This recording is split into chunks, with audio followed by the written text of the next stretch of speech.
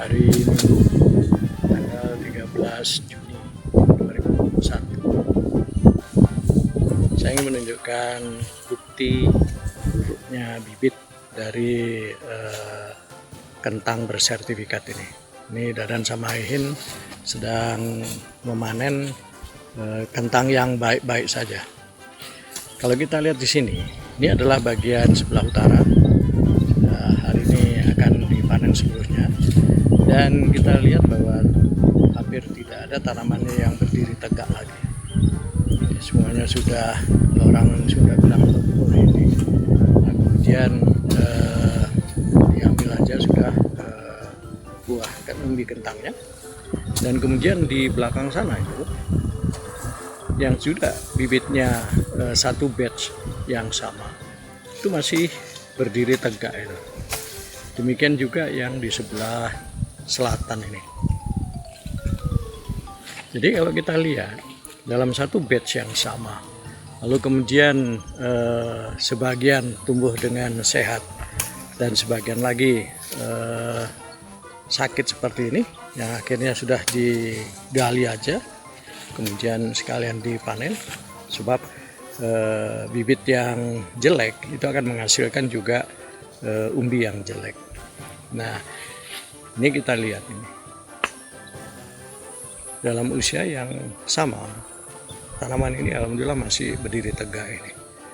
Kemudian kemarin ada yang menyarankan bahwa kalau ada buah di pohon kentang ini sebaiknya dihilangkan, diambil saja. Nah, tetapi kami punya tujuan yang lain, yaitu akan mulai mencoba menangkarkan dengan menanam justru buahnya. Jadi buah kentang itu seperti ini contohnya. Ini adalah buah kentang. Ini ada dua, dan biasanya kalau sudah mulai tua begini, mulai berjatuhan. Dan buah yang dihasilkan juga cukup banyak. Nah, nanti pada saat sudah matang baru dilakukan pemanenan. Nah, ini yang masih buah-buah yang masih kecil ini. Masih kecil. Kalau ini adalah bunganya seperti yang pernah saya sampaikan. Nah, buah itu kemudian seperti ini nih. Jatuh seperti ini, nanti dia akan tumbuh menjadi tanaman kentang. Dan ini yang kemudian sudah ada pengalaman pada kentang batch yang pertama, buah yang jatuh ke tanah ini kemudian tumbuh menjadi tanaman kentang. Nah, sekarang sudah usianya kira-kira 1–1,5 bulan. Ini contoh lainnya dari buah ini. Dan kalau kita lihat memang ada yang buahnya lebat, ada juga yang hanya 1–2 biji. Ini kalau kita lihat di sini ada 4 buahnya. Kemudian kalau kita lihat yang lain lagi, di sini ada 6 buahnya. Ya. Buah itu berbeda dengan umbi. Bibit juga bisa berasal dari umbi, tapi kali ini kami akan lakukan dengan buahnya. Jadi macam-macam. Ini juga ada buah yang lebih banyak lagi jumlahnya. Kalau kita lihat ini lebih dari 6 biji ya buah yang ini. Lalu yang di depannya ini juga sudah cukup besar buah-buahnya dan juga cukup banyak. Ini ada 1, 2, 3, 4, ada 8 ya. Nah, kita akan mencoba sebelum menggunakan teknologi kultur jaringan. Ini yang kita akan cobakan dulu. Kalau ini tidak memuaskan, ya baru kita akan pindah ke kultur jaringan. Sebab biayanya menjadi lebih mahal. Kita konsentrasikan ke cara tradisional aja, cara nenek moyang.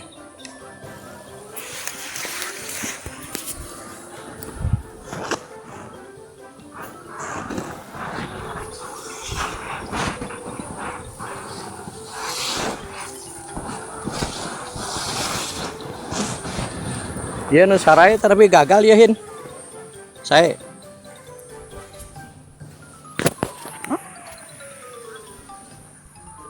Di samping kentang memiliki berbagai ukuran, juga memiliki berbagai bentuk, beragam bentuk. Ada yang belah seperti ini. Ini juga masih belum diketahui mengapa ini. Ini juga belah. Ya. Dan kemudian yang bahaya lagi itu adalah ini. Nah, ini membuktikan buruknya bibit. Ini yang kempes ini adalah bibit awalnya.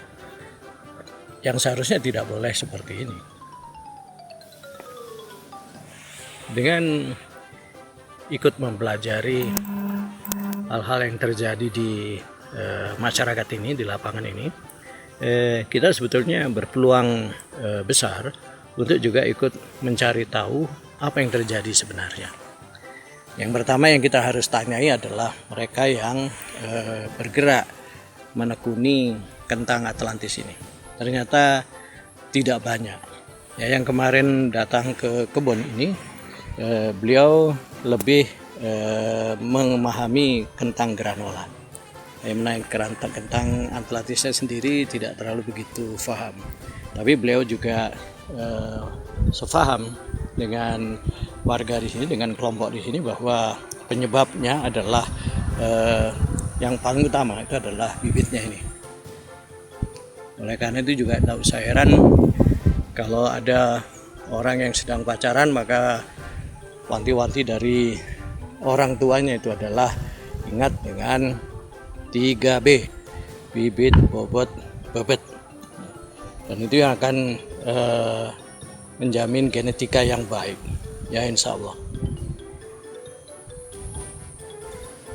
Nah, ini juga dalam deretan yang sama dengan tanaman kentang yang kemudian sudah dipanen ini menunjukkan pola atau kesehatan tumbuh yang sangat berbeda. Yang ini menunjukkan kesamaan dengan temannya yang di sebelah selatan itu. Nah, sebenarnya itu yang baik. Tapi masalahnya adalah mengapa bibit kentang bersertifikat ini yang tidak baik pun juga dijual. Nah, akhirnya kan merugikan petani. Nah, ini seberapa jauh tanggung jawab dari penjual bibit bersertifikat ini? Benarkah bibit itu bersertifikat? Atau justru itu adalah bibit bermasalah yang kemudian dijual kepada pembeli, kepada konsumennya? Nah, ini yang harus kita cermati. Dan saya sendiri tidak ingin bolak-balik berhadapan dengan persoalan yang sama yang kita sudah tahu tidak memberikan hasil seperti yang kita harapkan. Contoh kentang yang kurang baik kualitasnya, jadi baik untuk dikonsumsi ataupun apalagi untuk dibibitkan. Ini sudah bukan kualitas bibit ini. Kalau kita lihat di sini ada congkel seperti tercongkel itu, kemudian ada lubang-lubang seperti ini. Jadi bibit yang baik itu ternyata adalah kentang yang tidak ada cacatnya. Dan cacat yang paling besar itu adalah ini tuh, seperti lubang-lubang ini.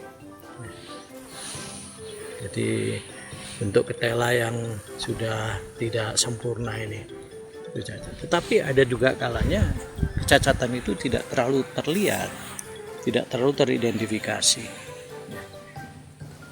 Nah, seperti ini.